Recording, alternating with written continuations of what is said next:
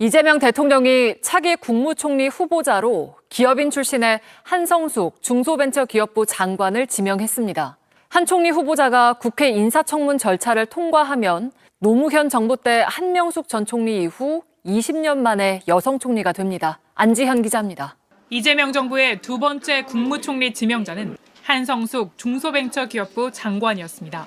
강훈식 비서실장과 정성호 법무부 장관이 함께 거론됐지만 깜짝 인선이었습니다.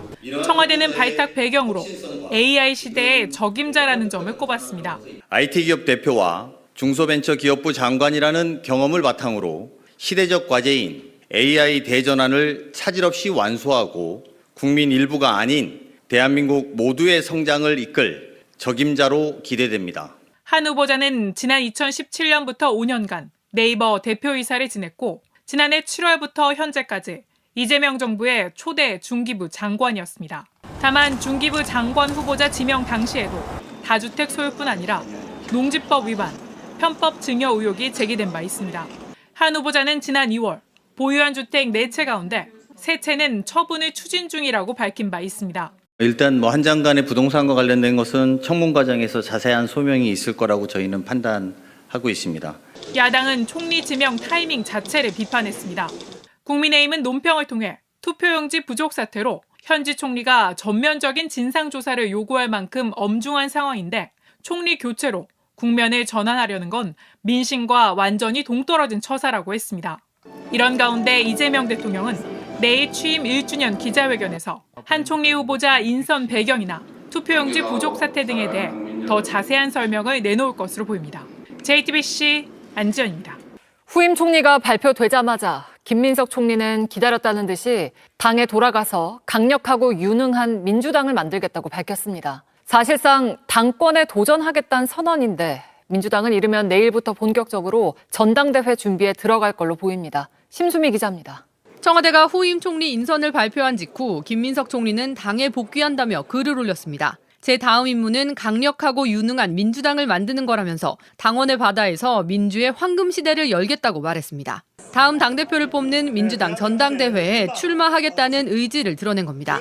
어제는 민주당 당심의 바로미터로 꼽히는 광주를 찾아 지방선거 결과를 언급하며 변화 필요성을 강조했습니다. 저는 지금 다시 긴장하고 혁신해야 될 때라고 생각합니다. 그리고 그 정부 여당을 든든한 기반이 되어오셨던 우리 호남도 함께 지금까지의 승리 공식을 다시 한번 되돌아볼 때가 되었다. 또 다른 당권 도전자로 예상되는 송영길 의원도 오늘 광주 5.18 민주묘지를 참배한 후 정청래 민주당 대표를 비판했습니다. 정청래 당대표가 있고 정청래 대표가 후원회장까지 맡았는데 뭘 지원을 했습니까, 당에서. 그러면서 전대 출마 여부에 대해서는 정 대표의 거취와 호남의 민심을 보고 결정하겠다고 말했습니다.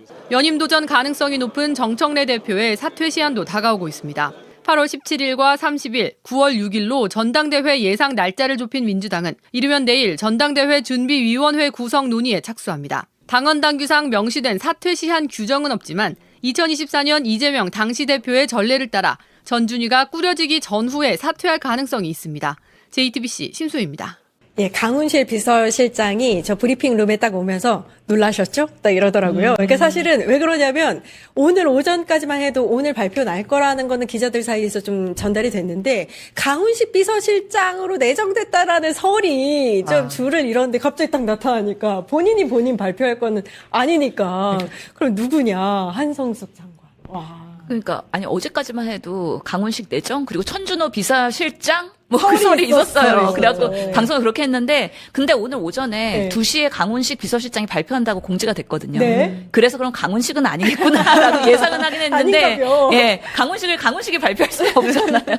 그러다 보니까 한성숙 내정으로 이렇게 발표가 된 건데 의미가 있다고 생각합니다. 지금 대한민국과 이게 글로벌 경제가 상황이 좀 안 좋아요. 코스피도 떨어지고 사실 지금 젠슨황이 왔는데도 불구하고 지금 반도체 주식 떨어지고 있잖아요. 그러니까. 그리고 지금 환율도 1,506원? 그 이상 60원까지, 62원인가? 거기까지 올라간다 그래서 지금 당분간 또 안 좋을 것 같은 이런 어려운 위기에서 또 이재명 정부 2기가 출범을 해야 되는 상황이기 때문에 총리의 역할 너무 중요하다. 그러면서 고민을 많이 하셨을 것 같은데 사실 한성숙 장관의 총리의 가능성은 좀 우선순위에서 떨어지긴 했거든요. 정치인이 아니니까 코디네이션이나 이런 거 조율해서 잘 할 수 있을까?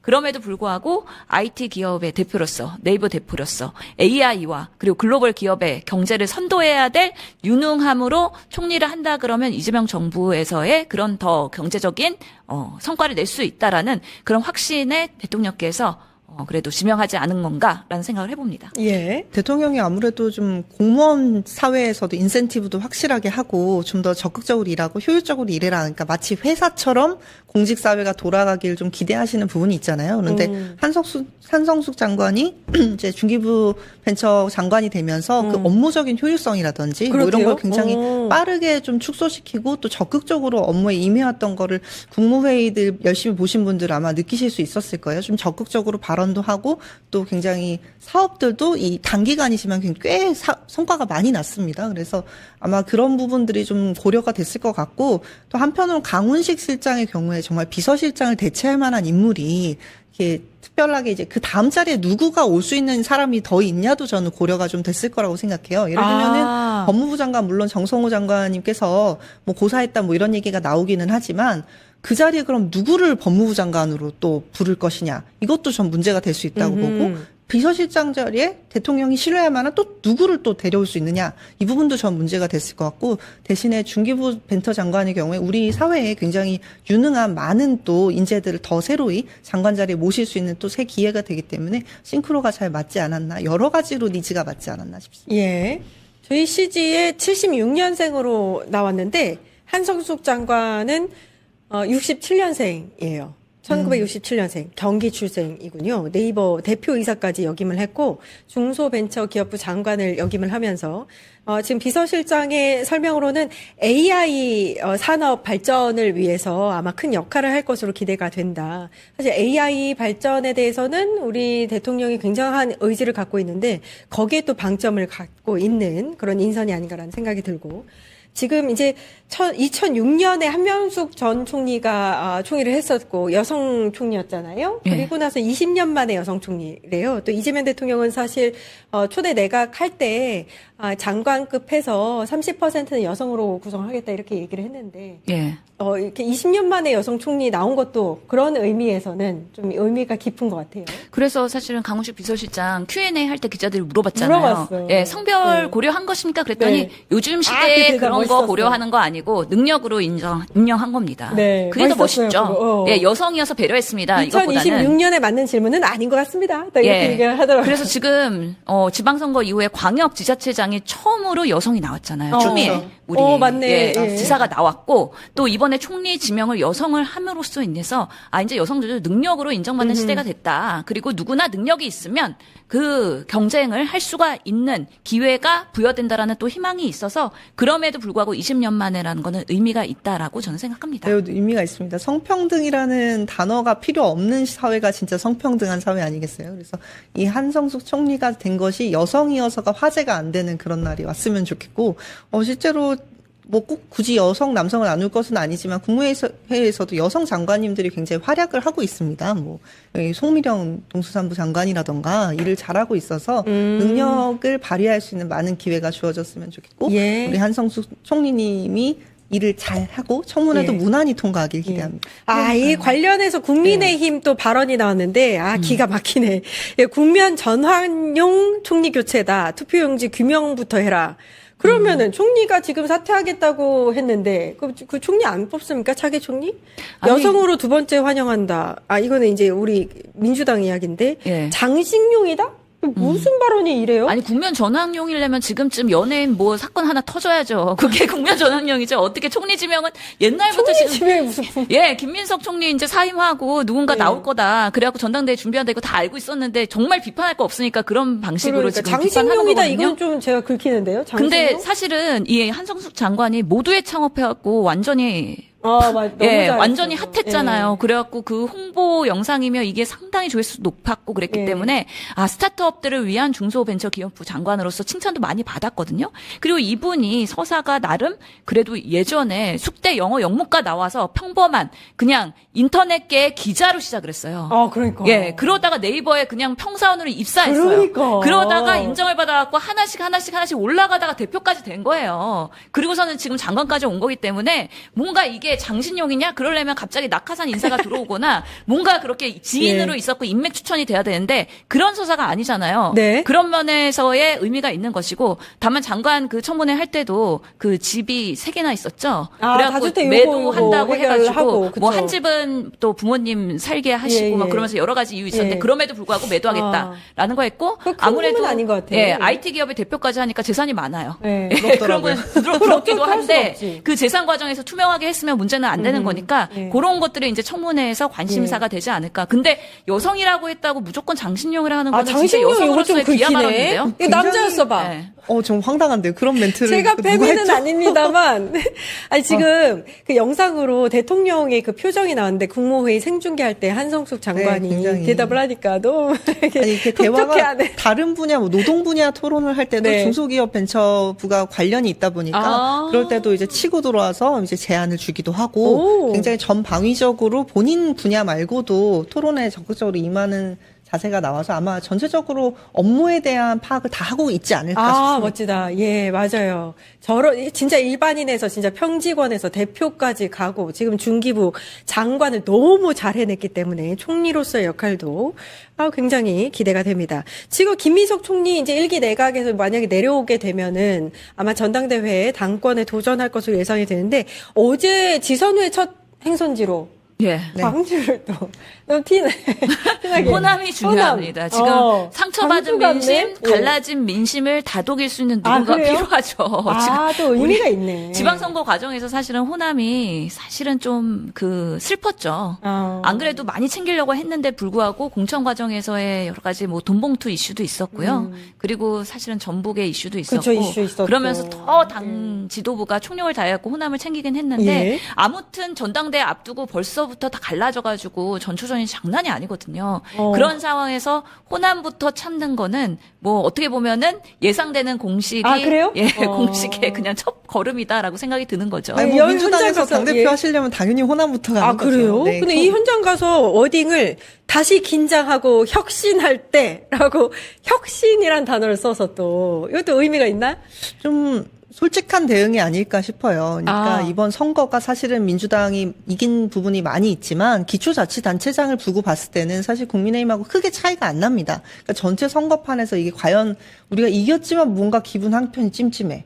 약간 이런 느낌의 결과를 받아들였기 때문에 그리고 지금 현재 이번에 선관위 대응 과정에서도 뭐 속도를 차근차근히 하셨다지만 좀 더 적극적인 어떤 모습들이 필요한 상황이거든요. 그래서 우리가 이번 선거 과정에서 보여왔던 많은 뭐 실수도 이런 걸 좀 되돌아보면서 조금 더 다음 선거를 준비하고 또 우리 민주당이 대통령의 성공을 위해서 또 달릴 수 있도록 좀 좋은 방향으로 나아가자 뭐 이런 뜻에서 1기 총리 내각을 책임졌던 사람으로서 당도 뭐 어떻게 돼야 되지 않을까 뭐 이런 소신반언을 한 게 아닌가 싶습니다. 예. 사실은 오늘 강훈식 비서실장이 브리핑할 때도 마지막에 이렇게 했어요. 아울러 이재명 정부의 첫 번째 총리로 내란을 극복하고 대한민국 회복을 진두지휘한 김민석 총리의 노고에 깊이 감사드립니다. 지난 1년 이재명의 강훈식 성과는 비서실장, 맞아. 사실상 김 총리의 성과라 불러도 틀리지 않습니다. 라는 그것도 메시지를 이렇게 딱 의미심장했어. 했어요. 예. 예, 메시지가 있는 거죠.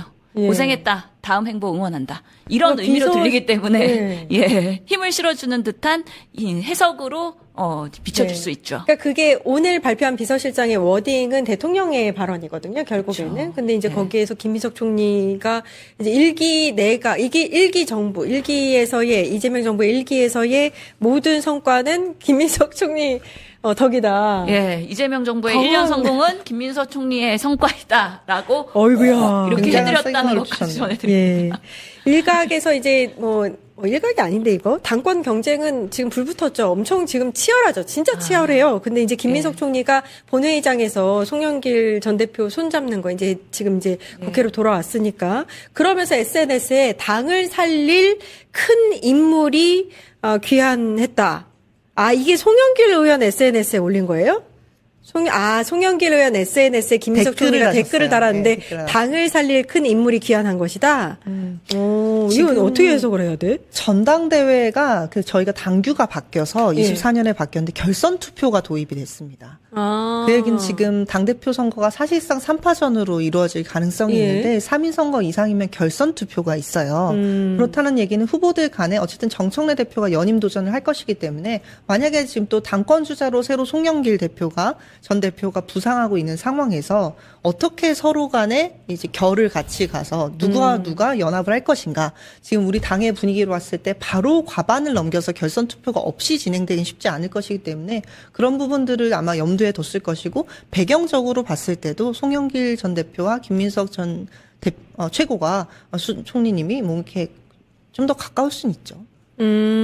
근데 이제 송영길 의원은 약간 조금 달라요. 그 노선이. 예. 노선이 다른 건 아니고 입장이. 그러니까 김민석 총리는 벌써부터 이렇게 댓글 달고 막 이러면서 뭐 같이 가자. 연합전선을 좀 의미심장한 예. 글을 남기는데 송영길 의원은 약간 그 부분에 대해서는 신중한 입장. 그렇죠. 지금 김민석 총리는 이제 확실하게 사표 내고 나는 이제 출마한다. 이 행보잖아요. 근데 송영길 전 대표 의원은 아직까지는 나 출마한다라고 확실하게 얘기 안 했어. 그리고 상은 좀 볼 거야? 하지만 내가 필요하면 나 나갈 수도 있어? 요 정도의 스탠스거든요. 그리고 모 방송에 의하면은 사실은 6.3 지방선거 직전에 둘이 만났다는 거예요. 둘이 만났어요? 이미. 예, 둘이 만났고 그리고 본회의장에 어제 손잡고서는 손잡았잖아. 또 그 사진 찍히고 막 그랬잖아요. 그렇기 때문에 만약에 전당대회를 두고서는 이제 힘을 합치려면은 같이 연대할 가능성이 높긴 한데 김민석 총리의 본인의 영역과 송영길 본인의 영역이 각각 확장세 있게 커진 다음에 나중에 합치는 것이 훨씬 더 송영길 의원한테도 손해보지 않는 장사거든요. 그 다음을 또 대비할 수도 있고요.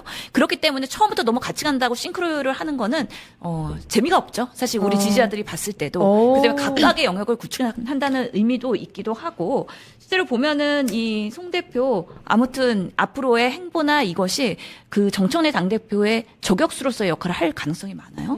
지금 보면은 유튜브도 계속 갈려갖고 사실은 문조털레 유를 지지하는 쪽도 있고 유 이재명을 지지하는 쪽도 있고 이게 지금 상당히 이게 갈라져 있고 특히나 이번 지방선거를 앞두고 결과를 보고 이거는 당대표 책임이야 아니면 이 정도면 선방했지 이러면서 엄청 싸우고 있거든요. 인제부터 전당대회는 이미 시작됐고 그 갈등은 점점 격화되고 있다. 예. 그 상황에서 송영길의 역할은 무엇일 것인가 이 고민을 하고 있을 것 같습니다. 예전에 국민의힘이 총선에서 대패하고 나서 백서를 만드는 과정에서 굉장히 분란이 있었거든요. 근데 지금 민주당도 선거 백서를 만든다죠. 이번에 만든다고 예. 하고 또 송영길 대표가 나도 백서 뭐 만든다고 하니까 입장을 내겠다, 의견을 주겠다 이렇게 또 인터뷰를 한 게 나와서 아마 이 선거가 원인이 이 승리 혹은 패배 혹은 이 결과의 원인이 무엇인가를 분석하는 것에서부터 전당대회가 이제 노골적으로 가시화될 거라고 보이고 사실 지금 이 전당대회가 비단 다음 총선에 어떻게 보면은 공천권 때문만이 아니라